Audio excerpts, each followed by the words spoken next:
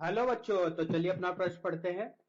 प्रतिरोध तापमापी का 0 degree Celsius पर प्रतिरोध 6 ओम है। 100 डिग्री सेल्सियस पर प्रतिरोध 7 ओम है। अज्ञात ताप पर प्रतिरोध का मान 8 ओम है। तो अज्ञात ताप की गणना कीजिए। तो चलिए प्रश्न के लिए मुख्य उदाहरण की चर्चा करते हैं। अपन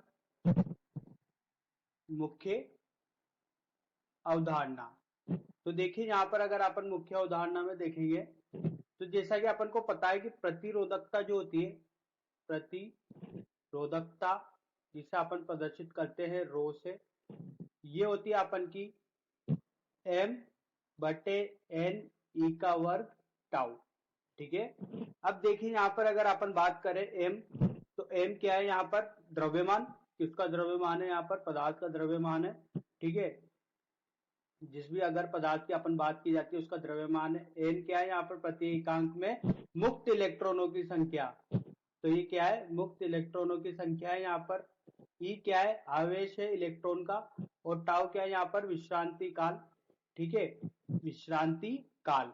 अब देखिए अगर अपन यहाँ पर किसी पदार्थ के लिए बात करें तो एम, ई और एन ये क्या रहते हैं? नियत रहते हैं। ठीक है। बदलता क्या है यहाँ पर? बदल जो सकता है वो बदलता है यहाँ पर टाउ विश्रांति काल। देखिए अपन का जो विश्रांति काल होता है ये अपन का तापमान पर निर्भर करता है। ठीक है। ये तापमान पर कैसे निर्भर कर रहा है कि जैसे कि अपन ने तापमान बढ़ाया तो दो इलेक्ट्रॉनों के बीच में जो टक्कर होगी, ठीक है, टक्कर होने से उनकी जो होगी वो दूरी क्या होगी? कम होगी।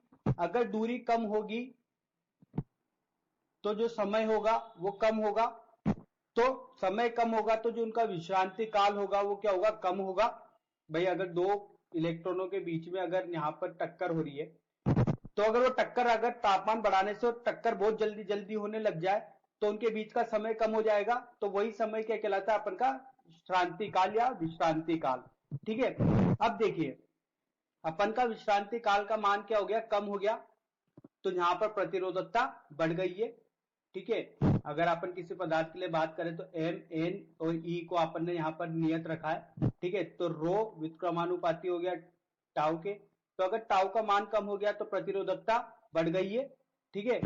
और अगर प्रतिरोधकता बढ़ गई तो अपन जानते हैं कि आर समानुपाती होता है प्रतिरोधकता के, मतलब प्रतिरोध समानुपाती होता है प्रतिरोधकता के। तो प्रतिरोध अगर बढ़ गया तो यहां पर प्रतिरोध भी बढ़ गया। ठीक है। तो तापमान बढ़ाने पर विश्रांति काल कम होता है। विश्रांति काल अगर कम हो रहा है तो प्रतिरोधकता बढ़ रही है, तो प्रतिरोध भी बढ़ रहा है। इसका मतलब अपन ये बोल सकते हैं कि प्रतिरोध तापमान पर निर्भर करता है। जैसे कि आप तापमान बढ़ाते हो तो प्रतिरोध का मान बढ़ता है। और अगर ये निर्भरता अपन दी जा सकती है तो इस तरीके से दी जा सकती है कि किसी टी तापमान पर प्रतिरोध आर, शून्य तापमान पर प्रतिरोध आर,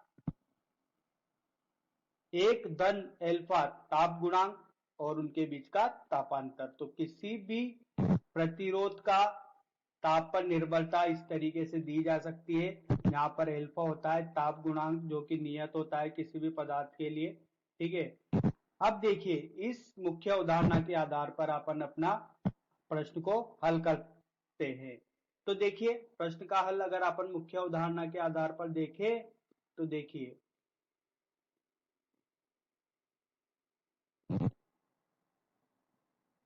0 डिग्री सेल्सियस पर अपना प्रतिरोध है 6 ओम। जब यहां पर तापमान बढ़ा के 100 डिग्री सेल्सियस किया तो प्रतिरोध कितना हो गया? 7 ओम।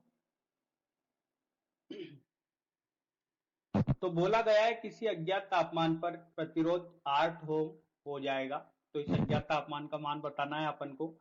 तो चलिए अपना सूत्र से जो अपन ने यहाँ पर मुख्य उदाहरण में देखा है, आर टी बराबर आर नोट एक धन एल्फा डेल्टा टी। ठीक है। तो टी तापमान पर प्रतिरोध कितना है? 7। शून्य पर कितना है? 6। एक धन एल्फा और इनके बीच का तापांतर कितना है? 100। तो ये लिख लिया अपन ने। तो 7/6 ऋण 1 बराबर एल्फा गुणे तो यहां से अल्फा का मान कितना आया 1/600।